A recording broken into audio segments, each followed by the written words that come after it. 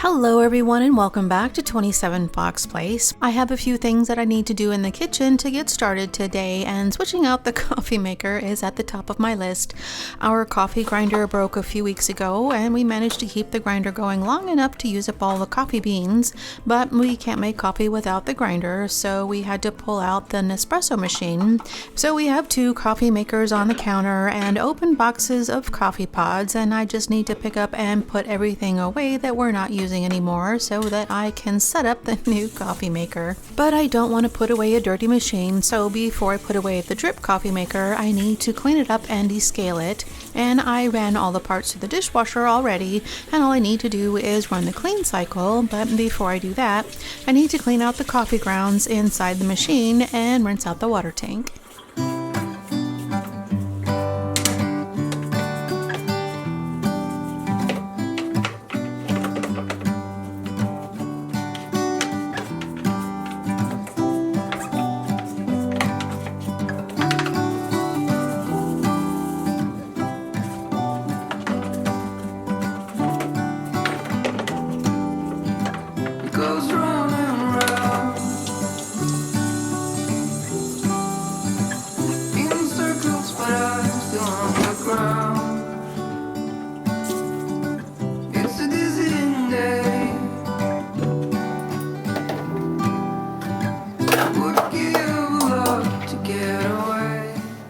And to descale the coffee maker, I just use a 50-50 solution of vinegar and water, and while I'm waiting for the coffee maker to descale, I can finish setting up the Nespresso.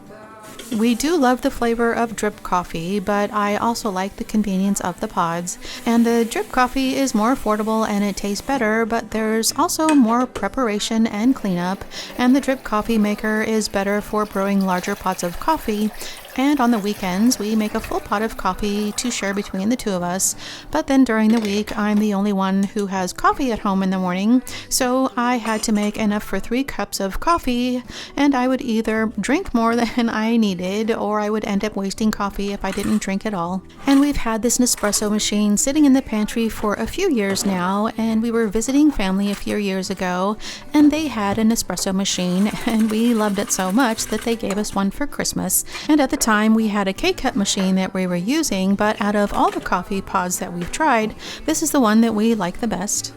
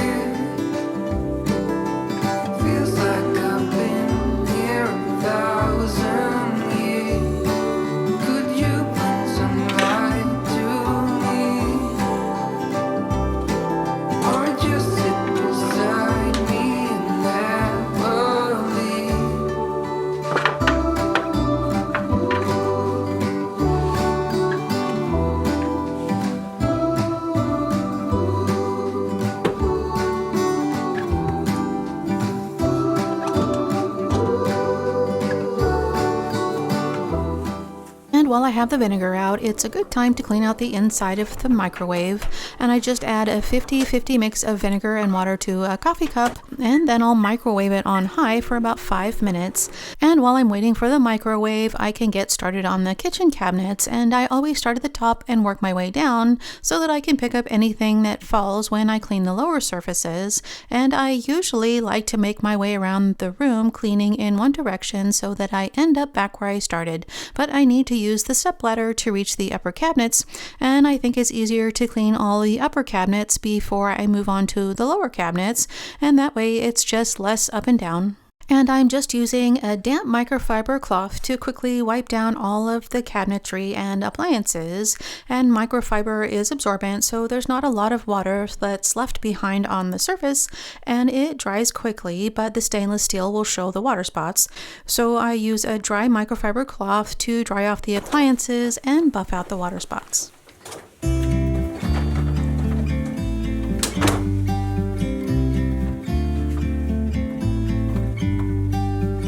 About to leave, already packing, come with me, I'm not really. Boiling a cup of water in the microwave is the quickest and easiest way to clean baked-on food splatters inside the microwave. And if you have a kitchen sponge, you can pop it into the mug and disinfect it too. And plain water is enough to loosen up the stuck-on bits, but adding vinegar helps degrease and deodorize the inside of the microwave. And the solution needs to boil long enough for the condensation from the steam to coat the inside of the microwave. And it usually takes about 5 minutes for the steam to loosen up any grease and food that's stuck inside, and then all I have to do is wipe it out. But the key to this method is to let the condensation sit long enough to loosen up the splatters. So you may need to set a 5-minute timer after the microwave stops before the bits are softened up enough to clean. But just don't forget and let the microwave dry out again or you'll need to start over.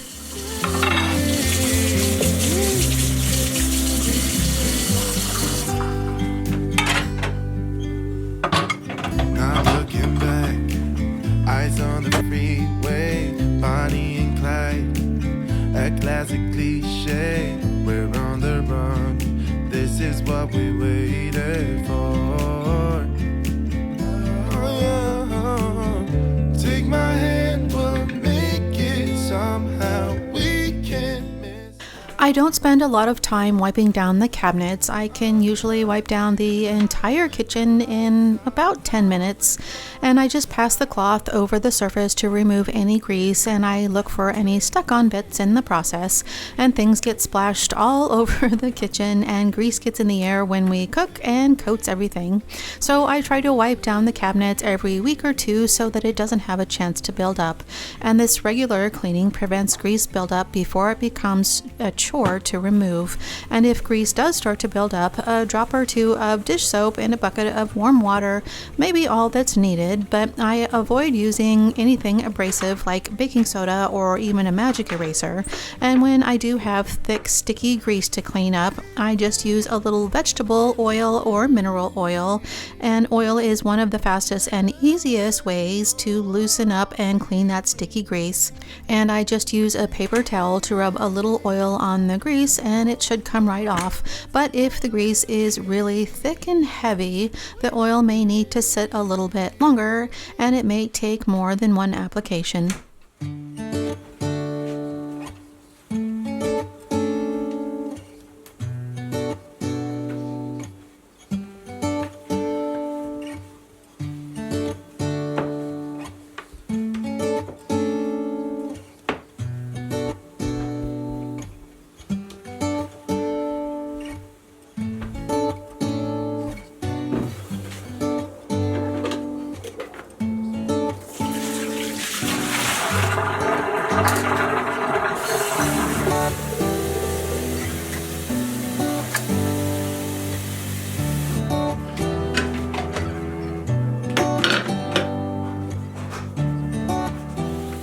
I finally found a new stain marker to touch up the cabinets, and it isn't easy to see on camera, but I've noticed that the lower cabinets are covered with tiny little nicks, and it's making the cabinets look old and shabby. And I've used this type of marker before, but it was old and dried up, and of course they changed the name of the stain, so I had a little trouble trying to find a new one. And the marker stains the wood, so it works better on nicks and scratches that have gone all the way through the clear finish to expose the wood underneath, but the lighter scratches don't show as much as the deeper ones, and it doesn't repair the finish, but it does help to erase all those tiny little nicks and scratches so that they're not as noticeable. So I'm just going to make my way around the lower cabinets and erase all the little nicks that I can find.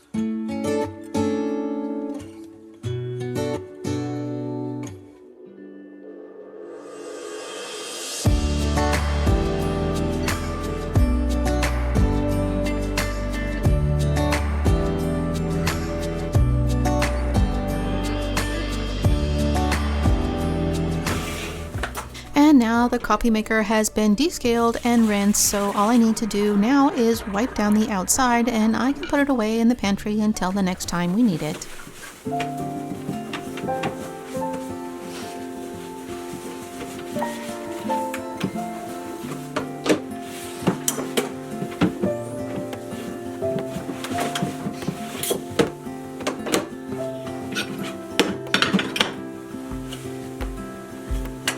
I woke up in the middle of the night.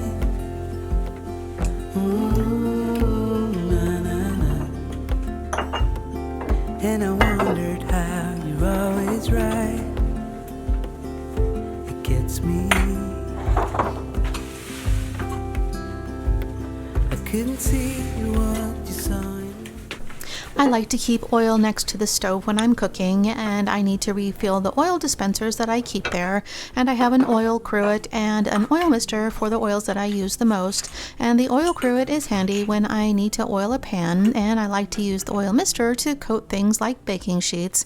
And I've already washed out the oil cruet and let it dry so that I can refill it, but the oil mister has more parts to clean, so I swap it out for a clean one when it's empty. And then to clean it, I just fill up the empty mister with hot soapy water, and I'll use the soapy spray to clean up in the kitchen until it's empty. And once it's empty, I'll fill it with clear hot water to rinse out the soap. For it all.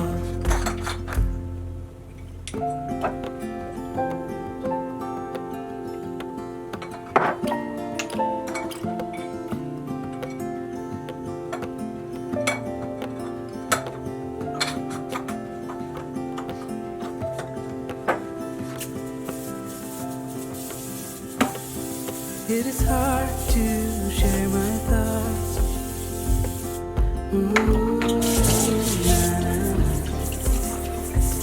It's like cutting in a bleeding heart.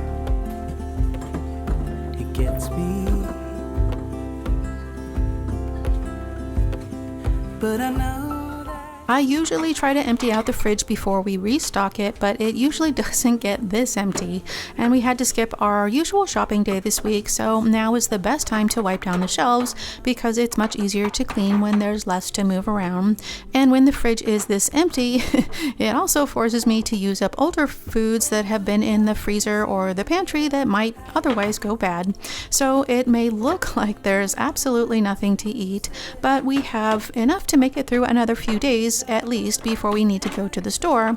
And there's some red chili and spaghetti sauce that's in the freezer, and some chickpea pasta in the pantry to go with it. And there's plenty of onions, carrots, and potatoes to make a pot of beef stew or roast veggies and chicken. And we even have enough to make tacos one night. Oh, and I'll never understand how you saw it coming. Oh, but I will love you for it all. Yeah, I will love you for it all. I have a few bins that I use to organize the fridge, and I just wipe them down whenever they're empty. And I just use a microfiber cloth to clean up the crumbs and spills that can harbor bacteria and cause odors. And about once a year, I'll take everything out of the fridge and deep clean it, but the rest of the time, I just shift things around to 1 or 2 shelves so that I can clean the rest of the fridge. And if the crisper drawers are full, I might skip over them and clean them out the next time. And if I need to empty out some of the contents, I work one section at a time so that I can keep the rest of the food in the fridge, and I don't stress much about getting the entire fridge perfectly spotless because I know it's not going to stay that way for long. I know it's nothing new, but it's so good to see you.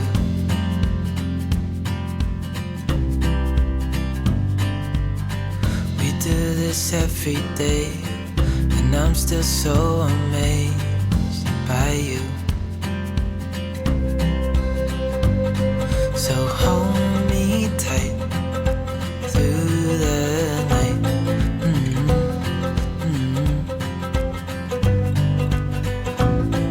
It's just us two, me and you.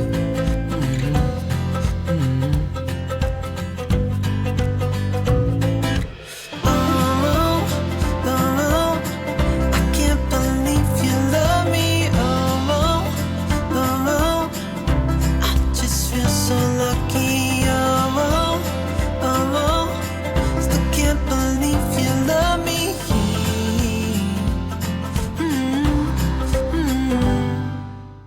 And I was happy to get the fridge cleaned and restocked, and while we were out running errands, we picked up a few mums, and they won't last long, but they do add a little fall interest, and that helps to make it feel a little more like fall. And I still had a few things to finish up the next day, so I got started in the kitchen so that I could empty the dishwasher. So hold me tight through the night.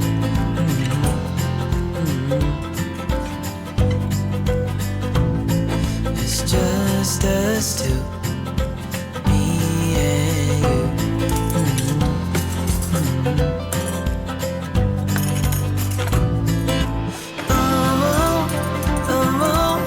I can't believe you love me. I just feel so lucky. Still can't believe you love me.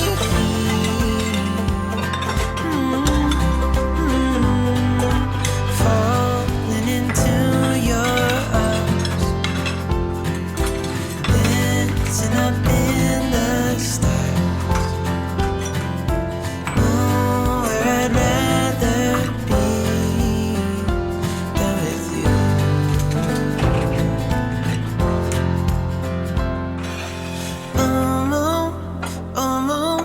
I can't believe you love me. I just feel so lucky. Still can't believe you love me. And of course, part of my morning routine is tidying up the living room. So I usually just fluff up the pillows and fold up the blankets, but I need to wash the blanket that we use to cover up the sofa.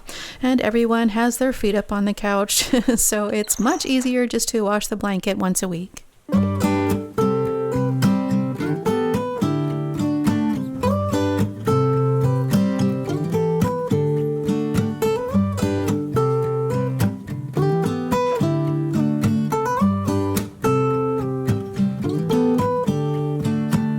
I didn't know I was telling a lie. It's been a long day for sure. How could I resist your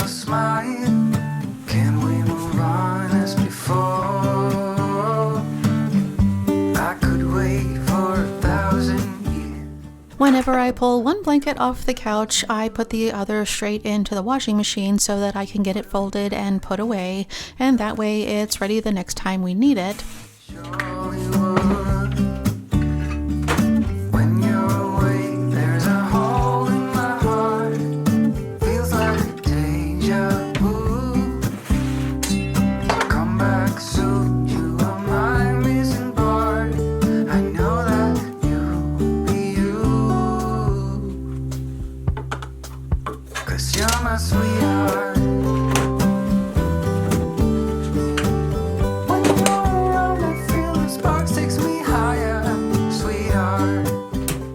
And I didn't have a lot of laundry to do this morning. I washed a small load of whites and I already pulled a few towels out of the dryer, so I decided it would be easier to fold what was left without pulling out the yarning board.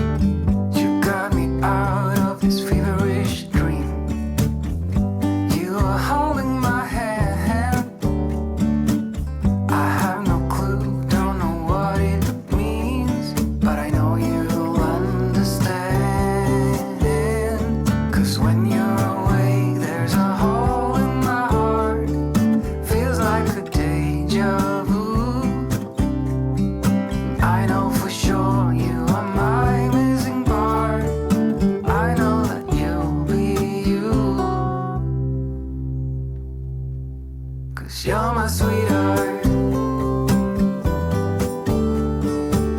When you're around, I feel the sparks takes me higher, sweetheart. Let me be close to you forever and ever, darling. You're my sweetheart. You're my sweetheart.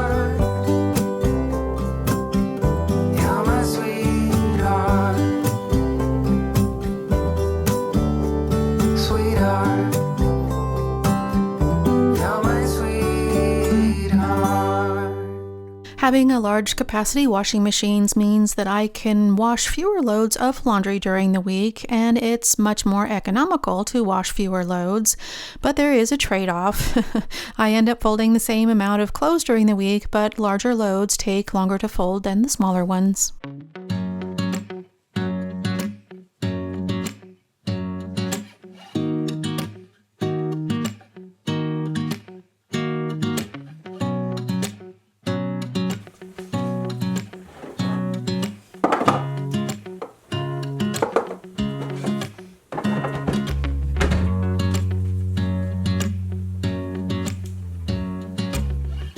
And whenever I wash the blankets on the sofa, I wash the sheets on the bed at the same time, and doing them on the same day helps me keep track of what needs to be done.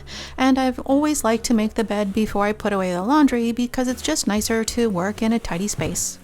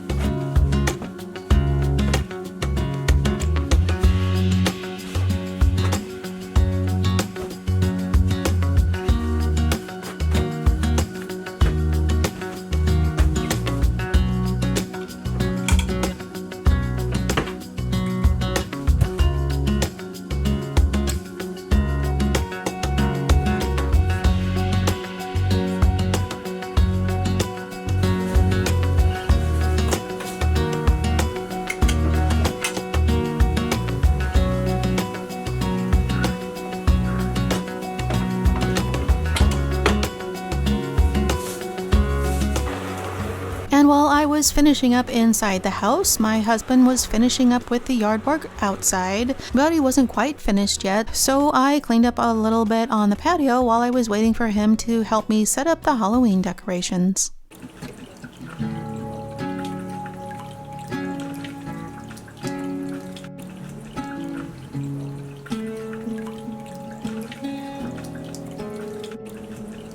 Stand by the fire, your tiny hand in mine. You're 5 feet off the ground. Your rest on my shoulder. The stars convey the light, so fragile in the night. In this moment, in this moment. Forever be in this moment, in this moment. Forever be, forever be.